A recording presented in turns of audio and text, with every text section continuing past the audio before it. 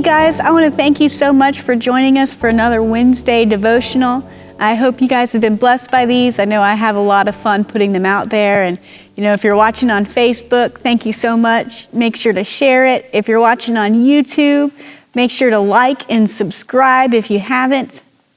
And if you're catching us on our podcast, you're awesome. And I want to get into this today, and I'm kind of jumping onto something different because it's something personal, or more or less something I've been meditating on and talking to the Lord about this last week. And it has to do on waiting on the promise. And I know a lot of times, sometimes in life, we can have promises given to us by God, promises about our calling, promises about things He's going to do for us, a large variety of stuff. And sometimes when you see things, or you see, this promise, especially if it's something that's you grabbed a hold of, that's on the inside of you. There's different promises or words that we receive from God that we know He's going to do and He's going to accomplish. But at the same time, you have to wait to see it come to full manifestation. And I want to talk today to encourage you guys, especially those who feel like they're in the waiting period of receiving their promise, to not give up and to not get discouraged. And I want to go in and kind of use the example of Abraham, because we understand that God gave Abraham an awesome promise. The first time He gave it to him was in Genesis 12. And if you look at that, it says, the Lord said to Abraham, Genesis chapter 12, He says, "Get out of your country, from your family, and from your father's house to a land that I will show you. And I will make you a great nation. I will bless you and make your name great, and you shall be a blessing, and I will bless those who bless you, and I will curse those who curse you, and in all the families of the earth shall be blessed." Now, going on to seeing that's an awesome promise. That's something Abraham grabbed a hold of. He heard God speak to him, and he said, "I know you're going to do this, God." And he moved, and he worked, and he did what God instructed him to do. But, the thing I want to focus on is on this part right here where it says, "I will make you a great nation." See, Abraham knew that God said He would make him a great nation, but it was a long time from that first promise before he saw the manifestation of Isaac in his life. The next time we see God comes back to Abraham. So when Abraham first got the promise, it says in the Bible that he was 75 years old.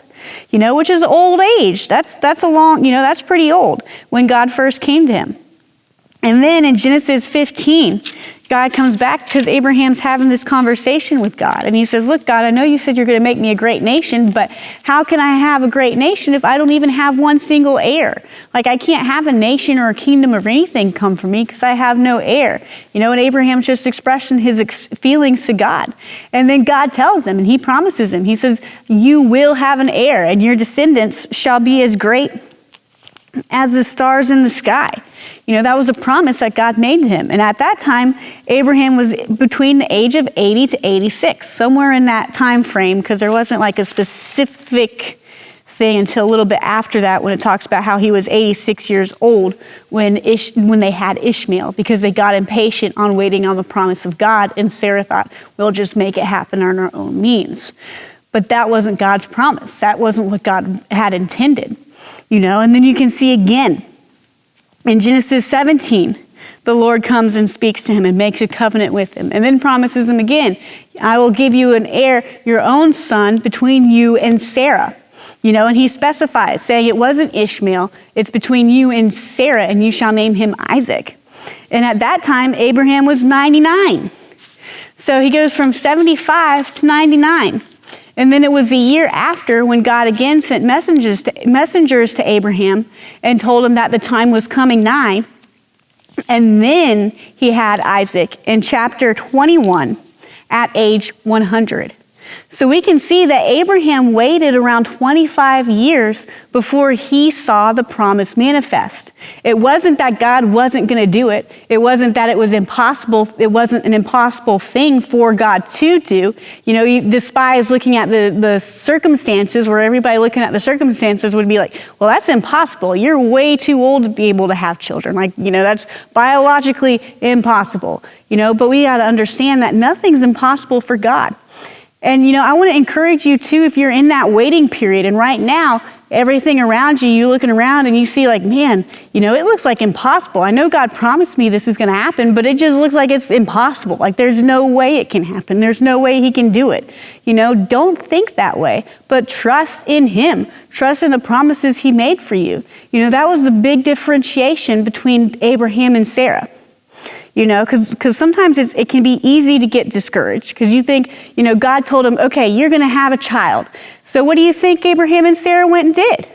They went to go and try to have a child, and it was year after year after year of trying to have a child and no child. A year, another year, still no child. And you can see how, as they're going about trying to make a child, how it could be disheartening after year after year after year of not seeing a child, But that's where the difference comes in. And this is what I want to encourage you guys when waiting for the promise. Don't stop seeking after. Don't stop moving forward. Don't stop walking in the path that God has for you regarding the promise he gave you. Just keep moving, keep staying faithful, and keep going in the direction he's leading you to do. Don't get discouraged and think it's not going to happen. Because that's where the big trap comes in. And that was the difference between Abraham and Sarah. You see, Abraham kept the promise before him. What do you mean, keep the promise before him? We can see in Genesis 15, it says that God said to him, he said, behold, the word of the Lord came to him saying, this one shall not be your heir, but one who will come from your own body shall be your heir. Then he brought him outside and said, look now toward the heaven and count the stars and see if you are able to number them. And then he said, so shall your descendants be. And he believed in the Lord, and he accounted it to him for righteousness. So what happened? God spoke, Abraham believed him. But this is the key thing. God said, look at the stars, and you will see that your descendants shall be greater than them. What did God do? God set the promise before Abraham. He set his promise before Abraham. So wherever Abraham went, whenever he looked up at the night sky, he saw the promise God gave him. He remembered the promise God told him. He remembered the faithfulness of God and knew that he would see his promise come through. He had faith in what God told him. So you have that person. What did Abraham do? He kept the promise before him. What was the difference between him and Sarah? Well, Sarah was stuck looking at the natural. She was stuck looking at the attempt after attempt after attempt. It didn't happen. It didn't happen. It didn't happen. Sarah said, okay, well, maybe I'll try to make it happen on my own then. Maybe you can go and sleep with Hagar instead of sleeping with me, and she'll be able to bear you a child because I'm just too old to bear you a child. I can't do this. I know the promise was made to us, but I don't think it's going to be possible because I don't see it happen this year. It didn't happen last year. It's not going to happen this other year. So we need to take things into our own hands and we need to do it. And she was looking at the physical side of things. She was looking at the letdowns and the pasts where it didn't happen or didn't come out how she wanted it to, or it didn't manifest yet. And she was using that to determine her level of faith rather than standing on the promise itself and using your faith to acquire the promise.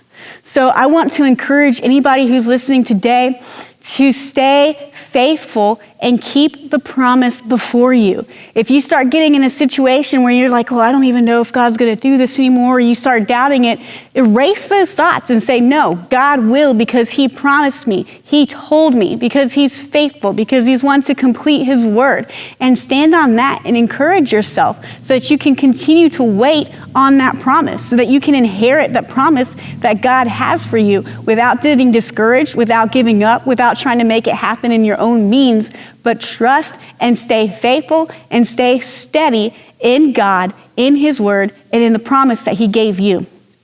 And again, I want to thank you so much for listening today. I hope this encouraged you. I hope this was a blessing for you. If you want to continue meditating on it, please continue meditating on it and think about, the difference of keeping the promises before you and how God, you can even see through this passage, how God multiple times came back to Abraham and reminded him, hey, look, this is what I said. Hey, look, this is going to happen. Hey, I haven't changed my mind. It's still coming.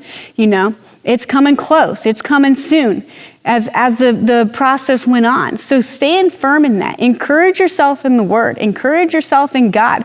Encourage yourself with His promise and stand fast and stay hopeful towards it. Don't get discouraged. Don't start looking at the natural things or think, well, it's just been so long, or I don't even know if it's going to happen now. Don't think that way, but stay in faith and stay trusting in God.